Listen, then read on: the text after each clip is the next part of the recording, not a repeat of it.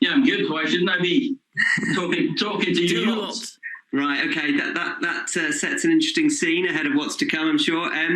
You described Sunday as your darkest day, and I just wonder whether the days following it, with all the external pressure that you faced personally, and also the stuff that you've had to try and sort out on the training ground internally, where it's actually been your toughest week to date in the United job.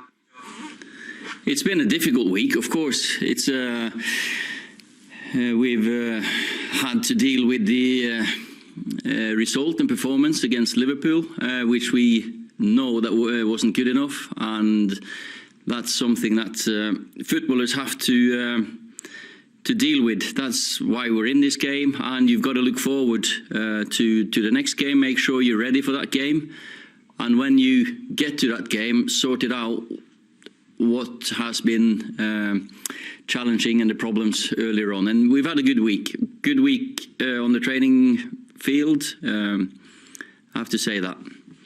Julia, Ola, you said after the game last week that your players need to sort their frame of minds out and make sure they go into the next game, obviously being against Tottenham, in the right frame of mind. Are you confident that your players are in the right frame of mind after the good week that you've had?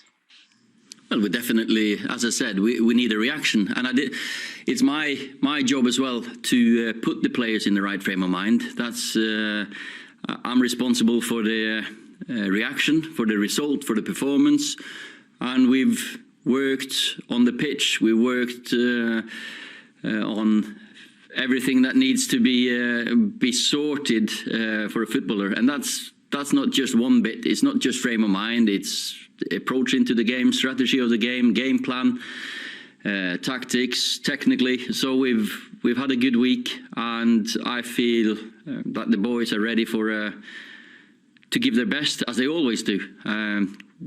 Of course, the performance was nothing went to plan, and that was nowhere near our best. Hi, Ollie. It's part of club legend, isn't it, that Sir Alex Ferguson survived a similarly precarious position and then went on to win all the trophies that he did. I know he was at the training ground this week. Did you get the chance to speak to him? And do you believe that you can survive a similarly precarious position and go on to be successful here? Yes, on both accounts, if that's short and sweet. Apart from that, yeah, joking apart, we had a commercial day, and Sir Alex came to do some commercial stuff, and I met him and spoke to him, yeah, just for a brief moment, because he was in there with Cristiano. And I still, or I've been through some very bad moments here as a player, and when I've been a coach and a manager as well, I've had to deal with setbacks. There's probably been 2 or 3 crisis at least since I became the manager here, and one thing I can say is that I'll always give it a good shot and fight back. Andy Vinson. Hi, Ollie. What's the pressure like? What's this week been like for you? Does it compare to those really bad moments that you had when you were injured as a player, or is it you just try and keep normal, keep focused? There's obviously all the external pressure. Does it affect you? Does it affect your family?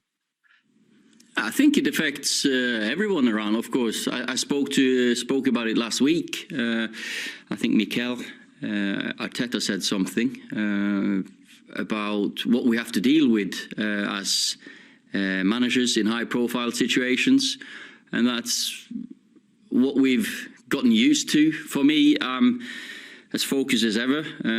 We've come in. I've had players coming up to me. So for example, I don't tend to read the social media, but when Paul came up to me angry, we expect to be criticised. Because hands up, the performance wasn't good enough. You expect to hear it from right, left, centre, but we don't expect, or we can't accept when lies are being made up.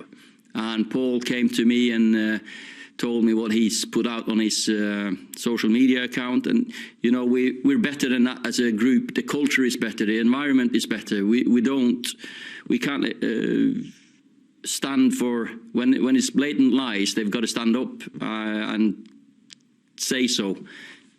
All the opinions and reports, fine, but don't make lies about players or me. Carlson? Yes, hello, Ola. Hey. Just want to follow up on that, because the rumour mill always seem to pick up pace whenever Man United are in difficult periods. And in this press this week, we've been able to read about a dressing room in disintegration almost, and we've also been able to read that you're clinging on to your job. How do you see all that's written in the press and also social media in the last week, and how much of it is actually true? You know, I think I've just answered that. And, you know, the players come in, the proper professionals, good players, good people, they come in, do their best. We have, as I said, the environment in and around the place here, we have loads of respect for each other. Sometimes when you come in for criticism like we do, you get into the trenches with your teammates, and that's that reaction I've seen this week. And, you know, this club with whatever we've been through before, it's always about getting through with courage, togetherness, teamwork, self-belief, and sticking together. And this group has done. Michael Gray? Sorry, can't hear you, Michael. Yeah, you're on. Sorry, got it. There you go. Hi, mate. Ollie, has there been a few home truths, not just from yourself, but from the players? Yeah, you know, of course you have to hold our hands up, and that performance is not acceptable. And you got to look at why it wasn't acceptable and why it went as it did. I use the analogy that, you know, it felt like we were a boxer being punch drunk, gotten knocked down in the first 4 minutes or in the first round. You know, we had a chance, we conceded a goal, and we wanted to sort it out, and we went a bit too open and too frantic against a good team. You see Tyson Fury when he gets knocked down a couple of times. It's remarkable, and it's how calm and composed he is when he's on the floor, counts to 6, 7, 8, and he gets up and he's ready to go again. Maybe we got up too early and tried to sort it. So minds have to be better, but of course we've had to look at different things as well, and of course you have to be upfront and honest. The communication has to be direct. Bill Medlicott? Ollie, I was wondering if we could get a team news check for the Spurs game. Is Varane and Martial, are they fit to be involved? Is there any other change from the squad last week?